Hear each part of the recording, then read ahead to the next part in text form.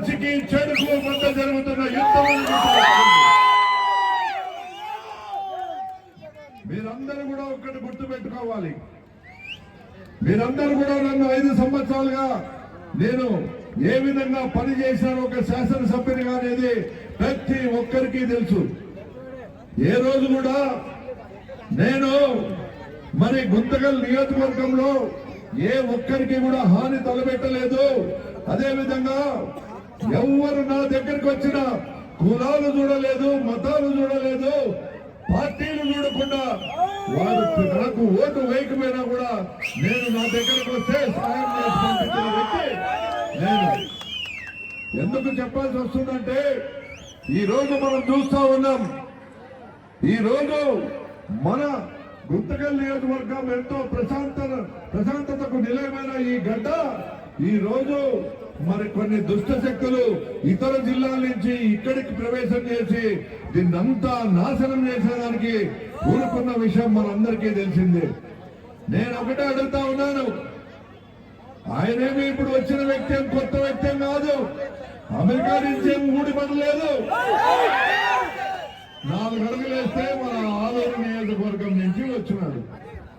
సరే వచ్చినాడు, మరి టికెట్ ఏ విధంగా తెచ్చుకున్నాడో మనందరికీ తెలుసు. ఇదే జగన్మోహన్ రెడ్డి గారు 3 సార్లు ముచ్చటగా నాకు టికెట్ ఇచ్చినాడు.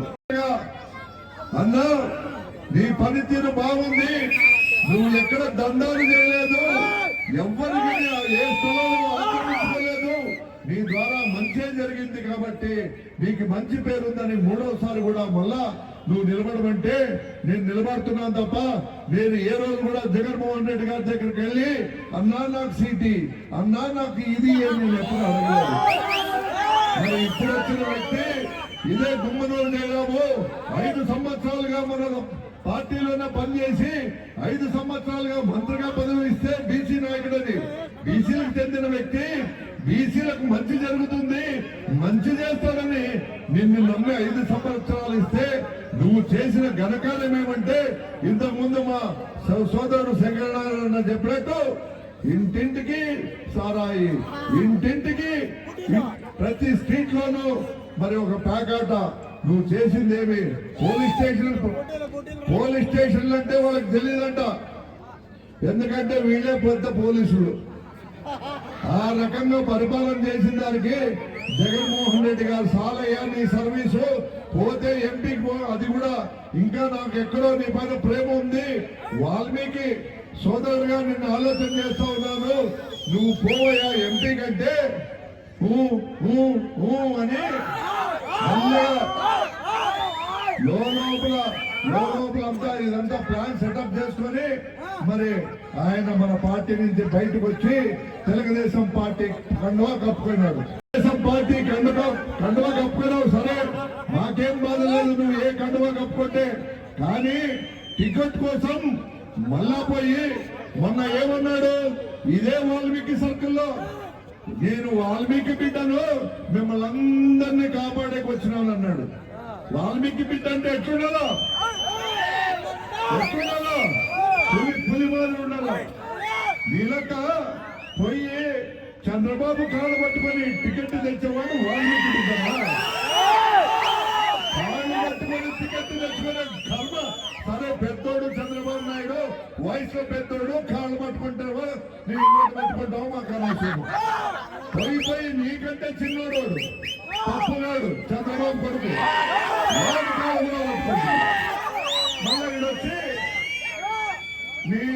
మీ ఎమ్మెల్యేకి ఉత్సవం ఇస్తానంట. నేను ఒకటే చెప్తాను, అయ్యా ఈడుండే వాళ్ళందరికీ ఏం రావాలి, ఇయప్ప భూమిస్తేనే వస్తున్నాయా? మాకైతే దినం 10-12 సార్లు వస్తాయి. దినాలు ఇయప్ప బకెట్ తెచ్చి తీసి పడేస్తా ఉన్నావు.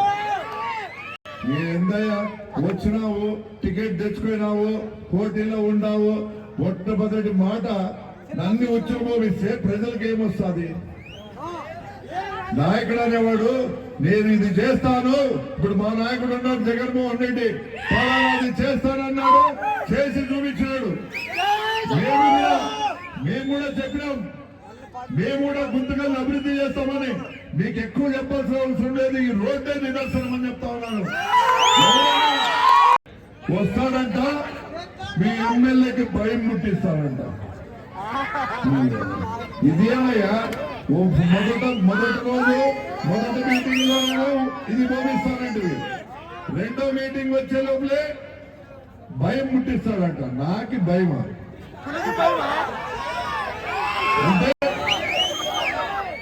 భయం అంటే మాకు తెలియదయా, మాకు ప్రేమ అభిమానం మాత్రమే తెలుసు.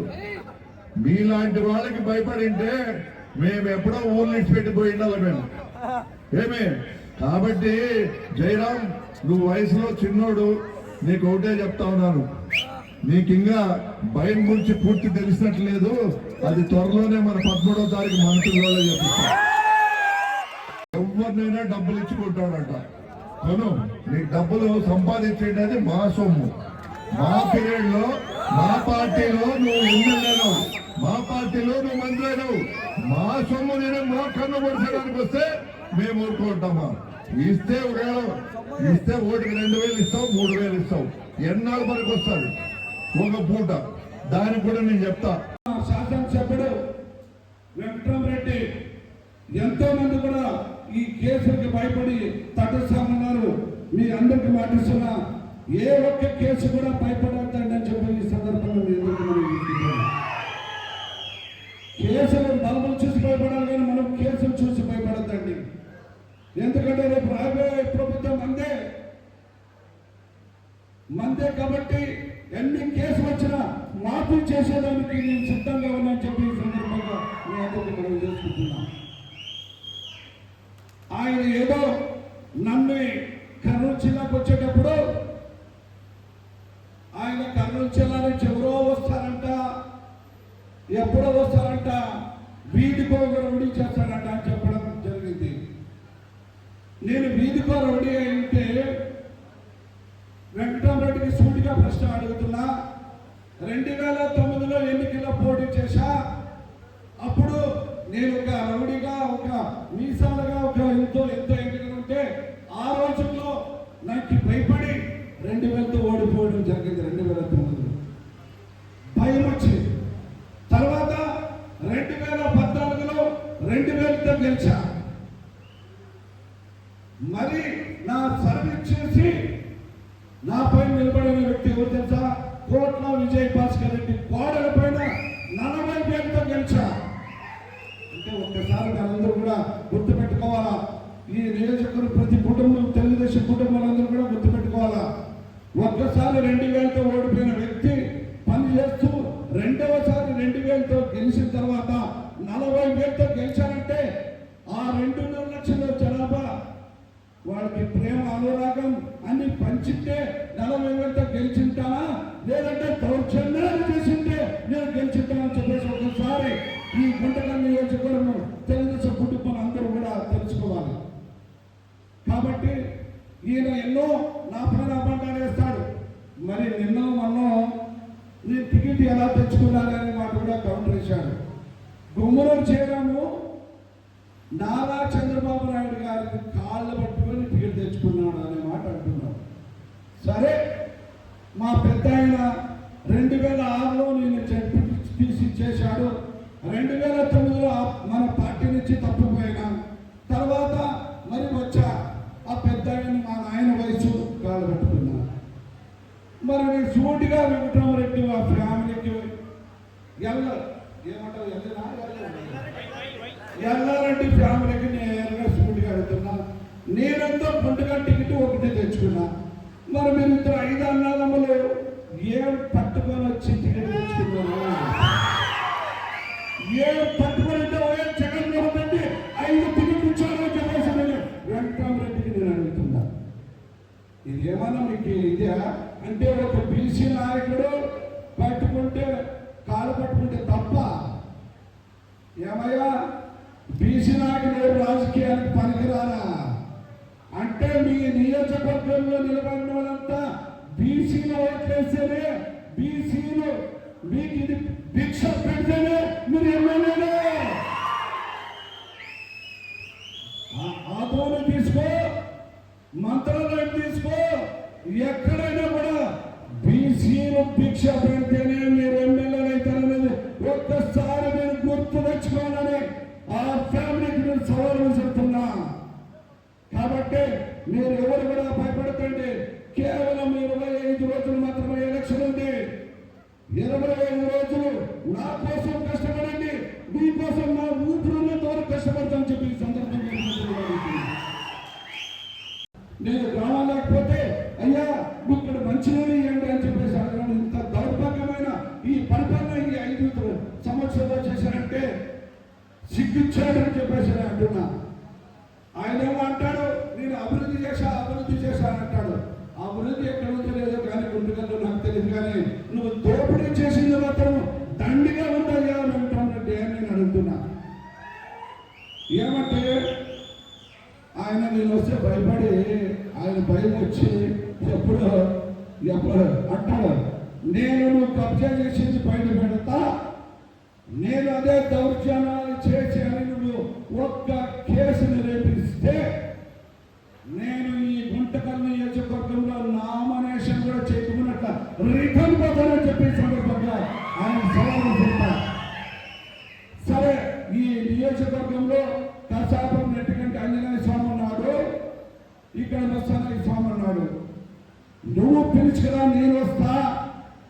నీ ఈ గుంటకల్ నియోజకవర్గంలో ఎక్కడ దోపిడీ చేశావు, ఘంటసాల నగర్లో దోపిడీ చేశావా, లేదంటే నేను బయలుముక్కు రోడ్లో దౌర్జన్యం చేశావా, లేదంటే పాముడిలో ఇసుక దోపిడీ చేశావా, లేదంటే గరుసు పొడి చేశావా అని అన్నీ నేను నిరూపిస్తా. మరి నువ్వు ఒక కేసు నిరూపిస్తే నేను నామినేషన్ కూడా చేయను ఈ గుంటకల్లో అని చెప్పేసి ఆయనకి సవాల్ విసురుతున్నాను. ప్రమాణం చేయి, ప్రమాణం చేస్తావు, ప్రమాణానికి రా. మరి ఎందుకయ్యా నీకు ఇంత పువ్వులు అంటాడు. ఏమి కాదు, మీరందరూ ఒకసారి గుర్తుపెట్టుకోవాలా. నేను ఎలా వచ్చాను రాజకీయం నుంచి, నాకేమో మా ముత్తాతల నుంచి నాకు రాజకీయం లేదు. నేను ఒక రైతు బిడ్డను. ఇక్కడ 15 కిలోమీటర్ల దూరంలో గుమ్మూరు, ఇక్కడ 15 కిలోమీటర్ల ఆలయం ఉంది. నేనేమో 500 కిలోమీటర్ల నుంచి నేను ఇక్కడ రాలే, దగ్గరలోనే ఉన్నాను. ఒక్క ఫోన్ కాల్ చేయండి. ఇక్కడ ఉన్న ప్రతి మన నియోజకవర్గంలో ప్రతి కులసులు ఉన్నారు, అంత మతస్థులు ఉన్నారు. మీరందరూ చెప్తున్నా ఒక్క ఫోన్ కాల్ చేయండి. గుమ్మూరు చేయడం ఏమైనా దౌర్జన్యం చేశాడని ఒక్క మాట చెప్తే మాత్రం నేను ఖచ్చితంగా ఈ ఎన్నికల్లో కూడా పోటీ చేయనని చెప్పేసి నేను అందరికీ చెప్తున్నాను. కాబట్టి ఇలాంటి వాళ్ళు సవాలుకి రారని నాకు తెలుసు. ఎందుకంటే అప్పుడే వైఎస్ఆర్ కాంగ్రెస్ పార్టీ ఊర్లోప్పుడే వలసలు ఏర్పడ్డాయి, పార్టీలోకి వస్తున్నాయి. అప్పుడే కనబడుతుంది వచ్చేది మన ప్రభుత్వమే, తెలుగుదేశం ప్రభుత్వమే వచ్చేది కనబడుతుంది. అప్పుడే టైం అంటుకునింది వాళ్ళకి. కాబట్టి అన్నలారా ఒక్క మాట పెద్దలందరూ చెప్పారు, ఈ నియోజకవర్గంలో కొత్త పాత అనే మాట అంటారు. కొత్త పాత కలయికనే విజయానికి నాంది అని చెప్పేసి నేను చెప్తున్నా.